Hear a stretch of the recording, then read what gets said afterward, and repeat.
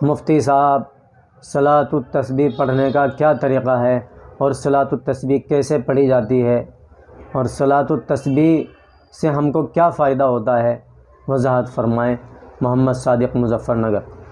جی بھائی صادق صاحب، اللہ کے نبی علیہ الصلاۃ والسلام نے اپنے بہت پیارے اور مشفق چچا حضرت عباس ابن عبد المطلب رضی اللہ عنہ سے فرمایا تھا کہ میرے پیارے مشفق چچا، کیا میں آپ کو ایک تحفہ نہ دوں؟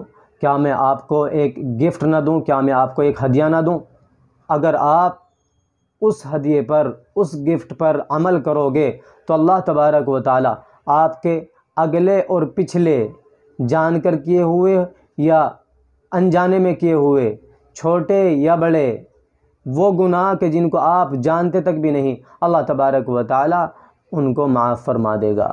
اور فرمایا وہ گفٹ، وہ تحفہ اور وہ ہدیہ یہ ہے کہ آدمی 4 رکعت نماز صلاۃ التسبیح ہے۔ اور فرمایا اے میرے پیارے چچا، ہو سکے تو ان کو روزانہ پڑھنا، اور اگر یہ نہ ہو سکے تو ہفتے میں 1 بار ان کو ادا کرنا، اور اگر یہ نہ ہو سکے تو مہینے میں 1 بار، اور اگر یہ بھی نہ ہو سکے تو سال میں 1 بار، اور اگر یہ نہ ہو سکے تو کم از کم پوری زندگی میں 1 بار تو اس کو پڑھ ہی لینا۔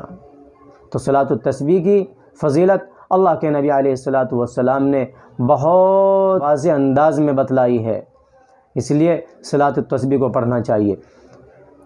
صلاۃ التسبیح کی 4 رکعتیں ہوتی ہیں۔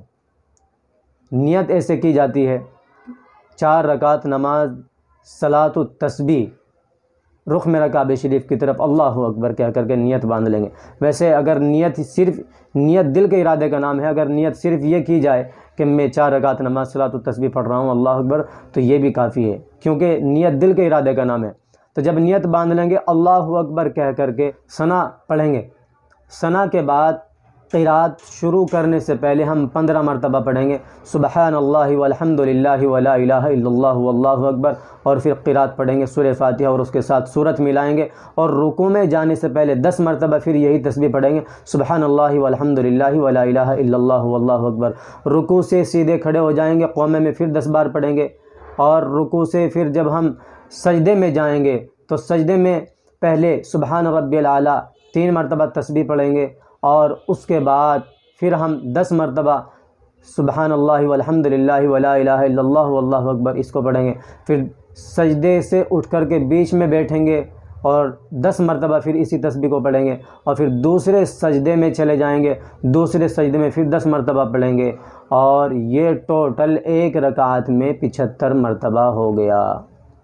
اسی طریقے سے جب آپ دوسری رکعت کے لیے کھڑے ہوں گے تو آپ قرات کرنے سے پہلے پھر 15 مرتبہ اس تسبیح کو پڑھیں گے سبحان اللہ والحمد للہ ولا الہ الا اللہ واللہ اکبر، اور بقیہ قرات کے بعد 10 مرتبہ، رکوع میں جانے کے بعد 10 مرتبہ، رکوع سے کھڑے ہونے کے بعد پھر 10 مرتبہ، سجدے میں جا کر پھر 10 مرتبہ، سجدے سے اٹھ کر پھر 10 مرتبہ، پھر دوسرے سجدے میں جا کر پھر 10 مرتبہ، یہ 75 مرتبہ ہو گیا۔ تو ٹوٹل 4 رکعت میں 300 مرتبہ پڑھنا ہے۔